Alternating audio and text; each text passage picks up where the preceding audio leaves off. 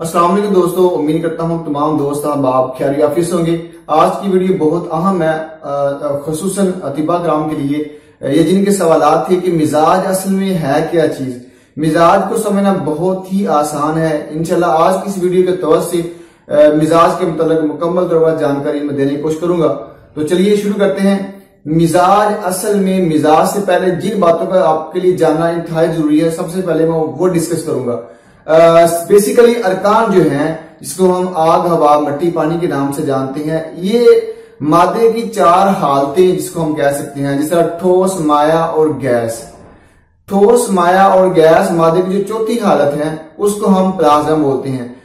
Matric level پہ ٹھوس، مائع، گیس یعنی کہ مادے کی تین حالتیں پڑھائی جاتی ہیں، اور چوتھی حالت جو ہے جس کو پلازما کے نام سے جانتے ہیں، یہ فرسٹ ایئر میں جا کے اسٹوڈنٹ جو ہیں وہ سمجھتے ہیں۔ اب ارکان بیسیکلی انہی مادوں کی حالت ہے۔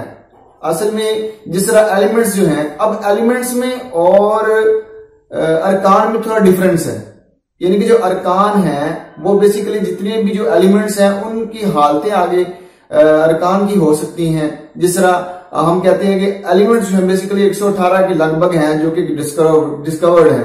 اب 118 جو ایلیمنٹس ہیں وہ ٹھوس، مائع اور گیس کی حالت میں پائے جاتے ہیں۔ اب مزاج کی بات کی جائے، مزاج بیسیکلی جب ارکان کے ملنے سے جو ایک نئی چیز سامنے آتی ہے اس کو ہم کہتے ہیں کہ مزاج ہے۔ جس طرح ارکان آگ، ہوا، مٹی، پانی، اب ان کے کمبینیشن سے جو چیز غالب آئے گی، جو چیز نئی سامنے آئے گی، اس کا نام مزاج ہے۔ اب اس کو ہم اکٹھا کرتے ہیں، اکٹھا کرنے کے بعد جو چیز غالب ہے، جس طرح ہم کہتے ہیں کہ ایک شخص جس کا مزاج صفراوی ہے، اب اس کے اندر صفراوی کیفیت زیادہ ہے، اس کا مطلب ہے جو باقی کیفیات ہیں وہ اس کے اندر کمی ہے، لیکن ایک چیز غالب ہے، اور جو چیز غالب ہوگی وہی اس کا مزاج ہوگا۔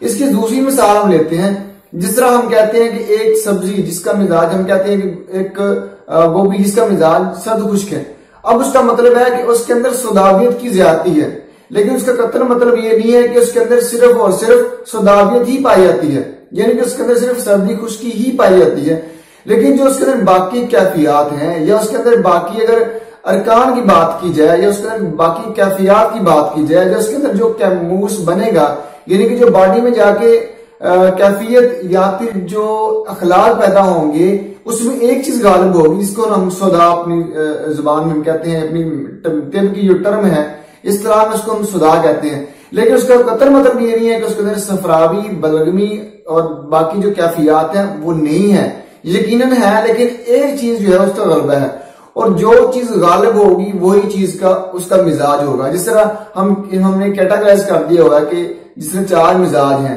صفراوی مزاج ہے، سوداوی مزاج ہے، بلغمی مزاج ہے اور دمی مزاج ہے۔ اب ان چار اشخاص میں جس طرح اگر بلغمی کوئی مزاج کا شخص ہے، اس کے اندر جو بلغمی کیفیات ہیں، جس کے اندر جو طبیعت ہے وہ ایک چیز غالب ہے، لیکن اس کا مطلب قطعاً یہ نہیں ہے کہ اس کے اندر باقی جو اخلاق ہیں وہ نہیں ہے، وہ یقیناً ہے، لیکن اس کی کثرت نہیں ہے، ایک چیز کی کثرت ہے، جو کثرت ہوگی، جس چیز کی زیادتی ہوگی وہی اس کا مزاج ہوگا۔ یہ بالکل آسان ہے مزاج کو سمجھنا۔ امید کرتا ہوں یہ ویڈیو ان تمام دوست احباب کے لیے جن کا یہ سوالات تھے کہ مزاج اصل میں کیا چیز ہے، ان کے لیے بہت ہی مفید ثابت ہوگی۔ اپنا بہت سارا خیال رکھیے گا۔ السلام علیکم۔